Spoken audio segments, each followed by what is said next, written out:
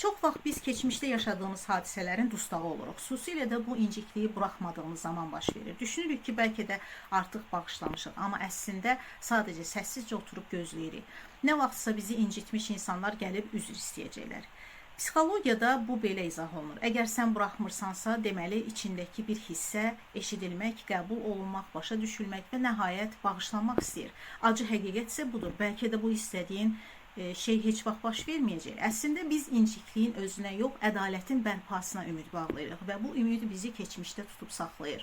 Biz nə zəif olduğumuz üçün, nə də kiməsə bağlı olduğumuz üçün ilişib qalmırıq. Sadəcə içimizdə gizli bir gözlənti gözləyir. Mən buraxmaram ta ki onlar səhvlərini anlayıb üzr istəyənə qədər. Amma onlar anlamayacaqlar, gəlməyəcəklər və üzr də istəməyəcəklər.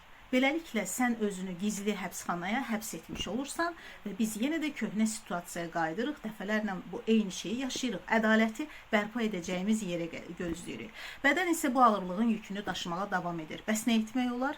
Özünə açıq etiraf et. Onlar sənə lazım olanı artıq verməyəcəklər. Onlar üzr istəməyəcəklər. Sən isə keçmişdə incik qalmış obrazına, yəni özünə yaşadığın incikliyi buraxmaqla bağlı məktub yazaraq azad ola bilərsən. İndi şərhlərdə paylaş, sən hələ də hansı incikliyi buraxa bilmirsən?